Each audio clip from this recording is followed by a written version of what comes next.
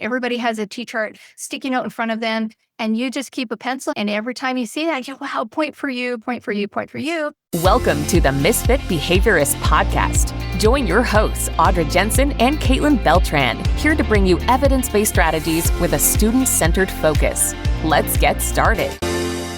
We would like to take today to talk about running social skills groups. It's been a request in the group, as well as just it's such an important topic because it's a little tricky, especially if you're working in schools.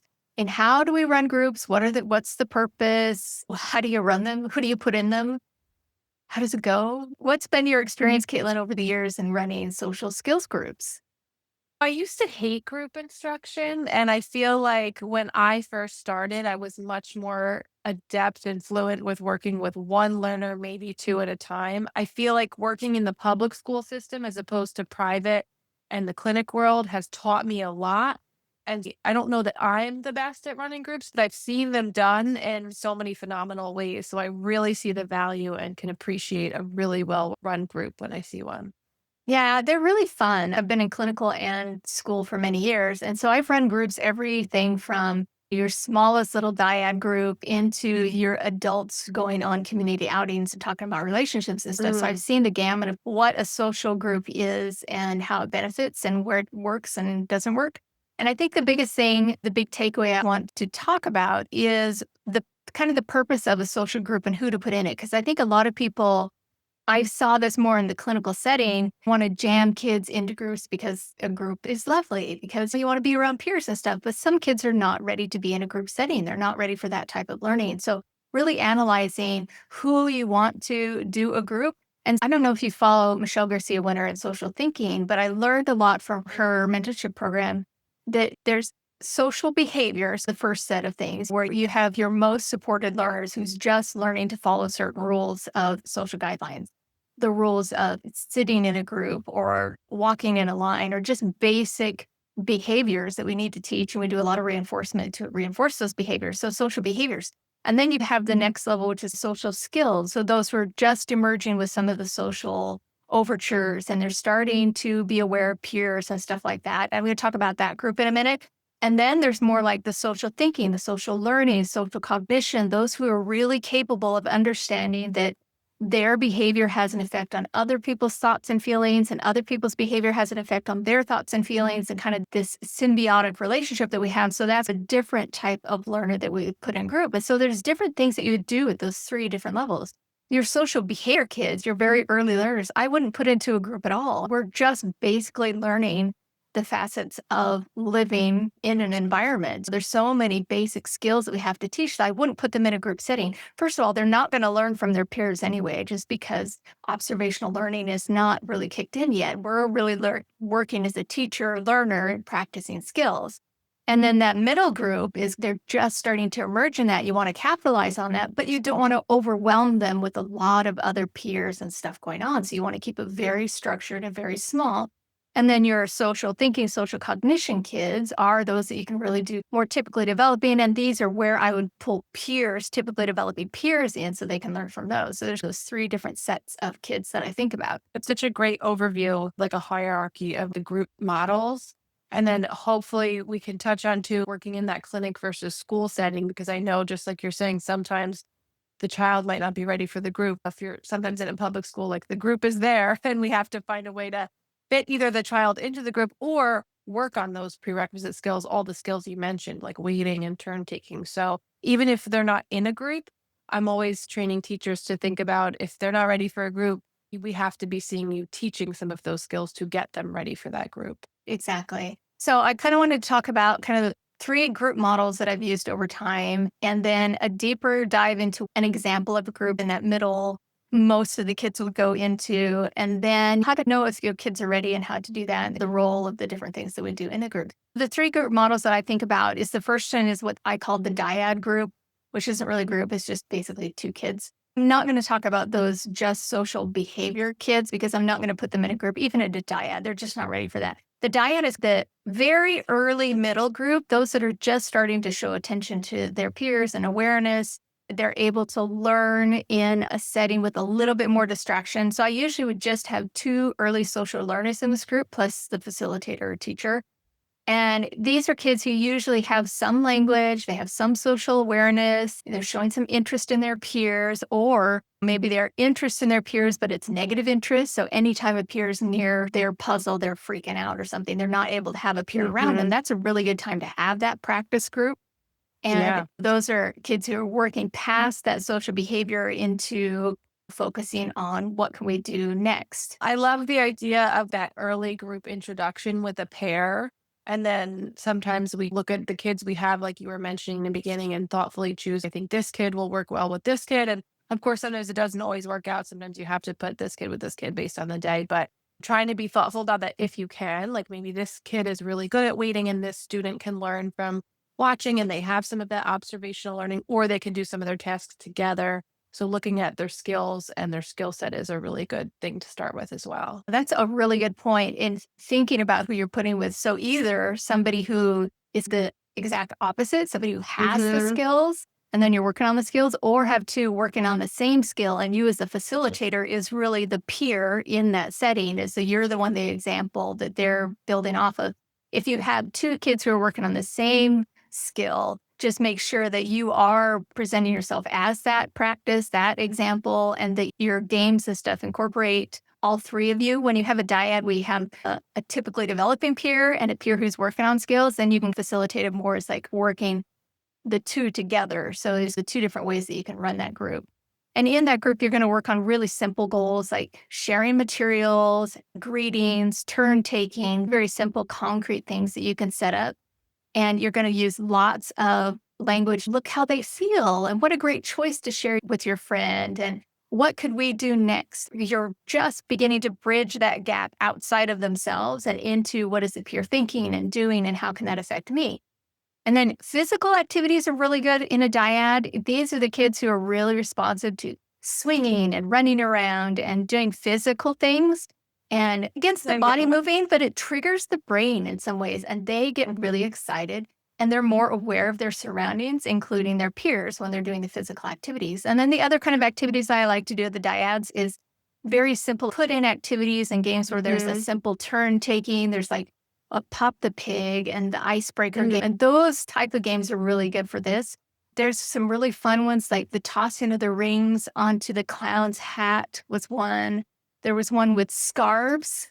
Was a Oh, really okay. fun one. So for the most basic low cost that everyone has in their classroom, we just use a deck of Uno cards and we take out any reverse wild +4. So it's just color matching and we put like red, green, yellow, blue in the middle. So that it's not so much as a winner or loser because a lot of times they're not understanding that concept anyway, but it's just Exactly. your turn, my turn, and it's just matching. And sometimes they do get like a little bit of competition within it, which is nice, but it's like such a simple game. You can even just do 5 or 10 cards at a time. It's like a nice intro that we use for almost all of our kids who just start turn taking. I love that. There's another one, and I just have it's like in my other room, but there's a bag and they're little squares, they're black squares that have different colored shapes on them.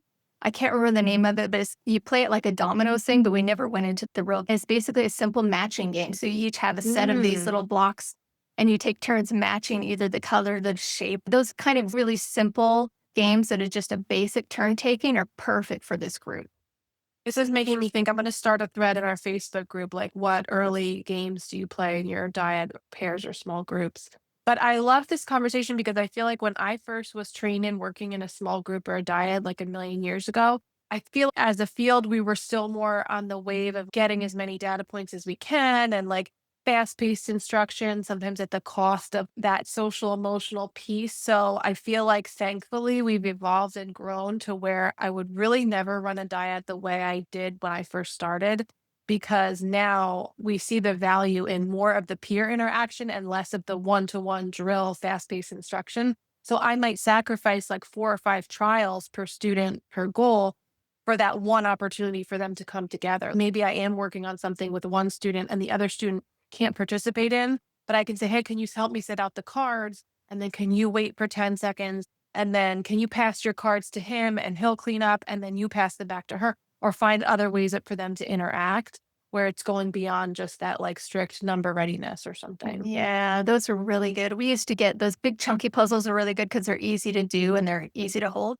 But we'd give them each one and then put all of the puzzle pieces into one set and then divide them out. So they would each have some of each other's as well as their own. And so as they put them together, and they were puzzles they liked and they knew that they could do, as they put one in, they'd find one for their friend. And so they'd either have to hand it over Oh, I or to love ask that. that one, but we'd make sure that they had some of each, both their owns and the other one, just crossing boundaries. And then there's other ones like sharing materials, having a group craft project, but all of the materials are divided out. And so you all need circles or whatever it is, but only one person holds the circle. So you have to ask your friend for the circles. So the whole idea in this group is to cross boundaries, to share materials, to turn taking, very simple things. And in this group, I'd really keep the sessions really short. I'm talking 15 minutes. Of course, it depends on your learner, but most of the time their attention spans aren't ready to do a full 45-minute group. So keep 10 to 15, 20 minutes max for this group. And I like to keep it very structured. So the whole set of the time is always the same. We may not do the same activities every time, but we always come in. We have a certain kind of grading. We have a certain kind of prep.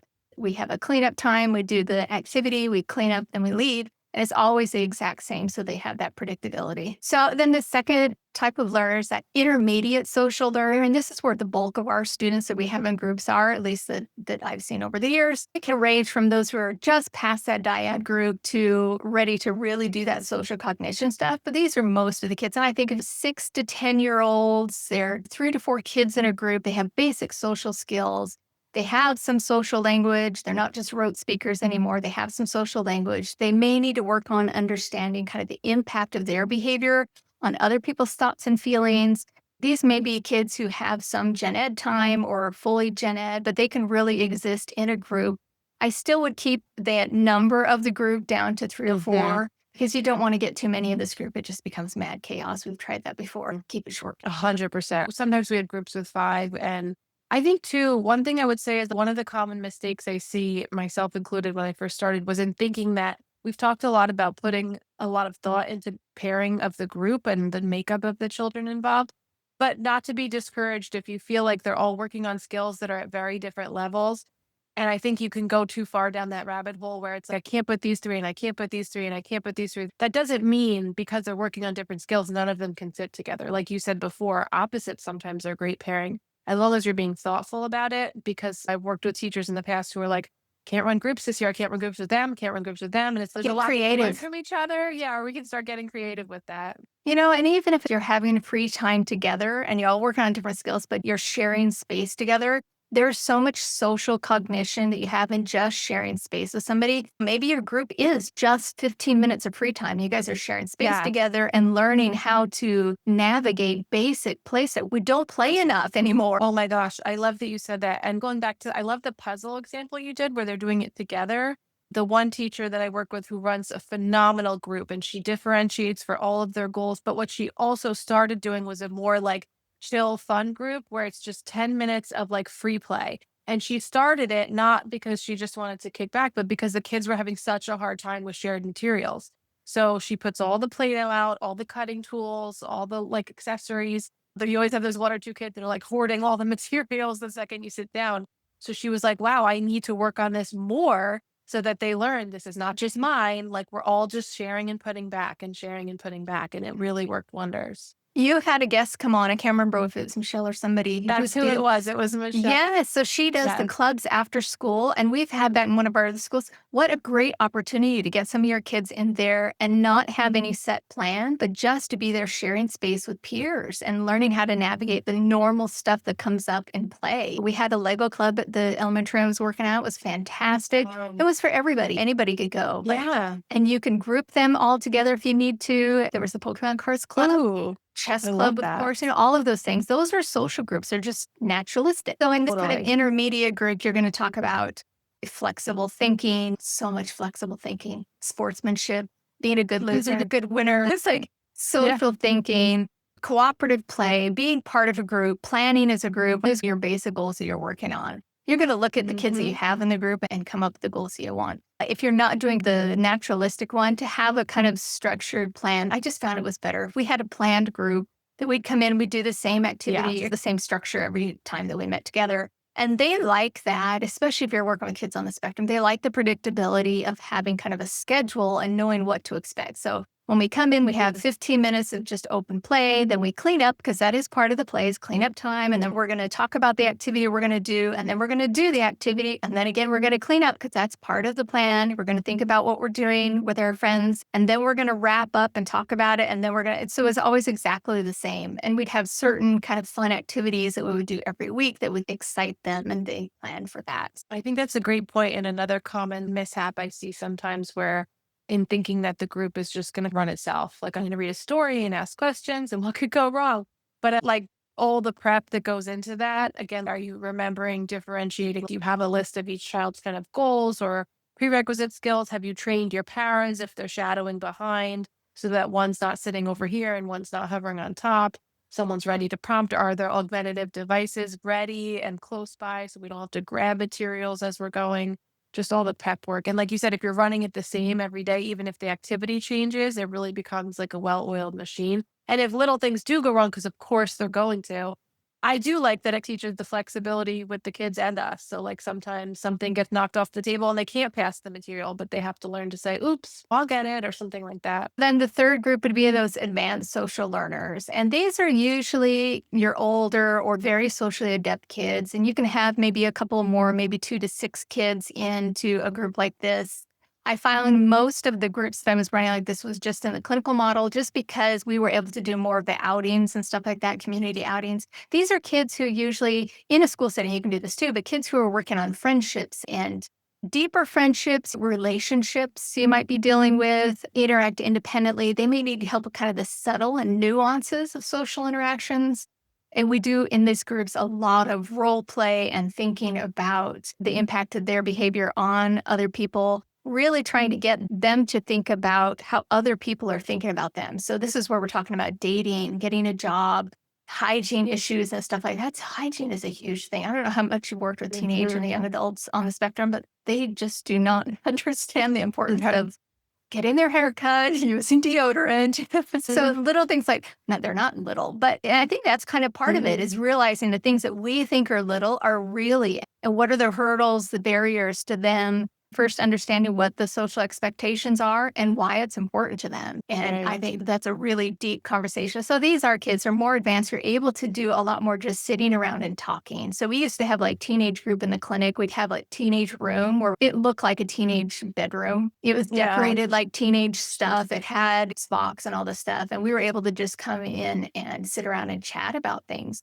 And so you may not see that as much in a public school, but it's really important if you're working with kids that you understand that is where they're going. And so some of the things you're working on with these older, more adept kids is you're doing more project-based stuff. You're doing role plays. You're focusing on empathy and problem solving.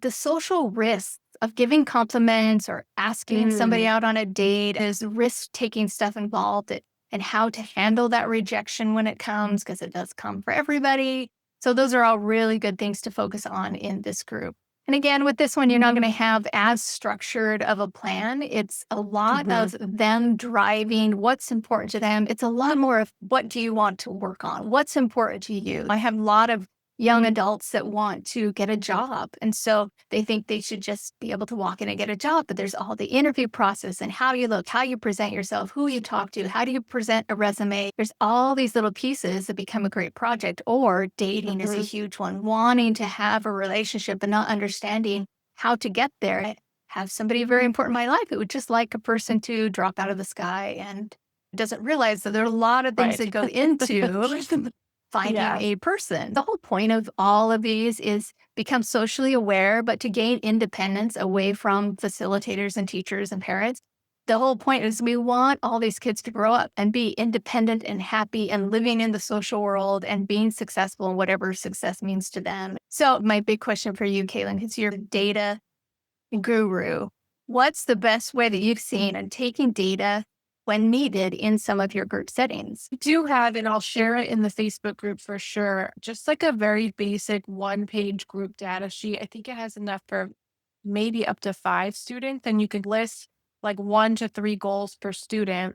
And so when you first look, it's almost like a table, like students on one side, goals on the other.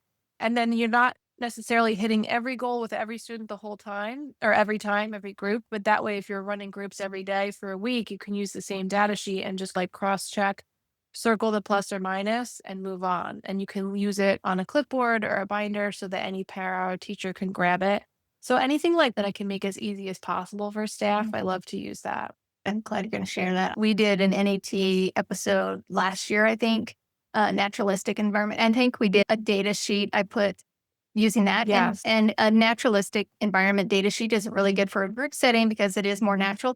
And we absolutely recognize how hard it is to take data when you're trying to navigate to our students as well. It's almost impossible. So unless you have a para or somebody that's able to take data in the moment, it's really hard to take accurate data after a moment.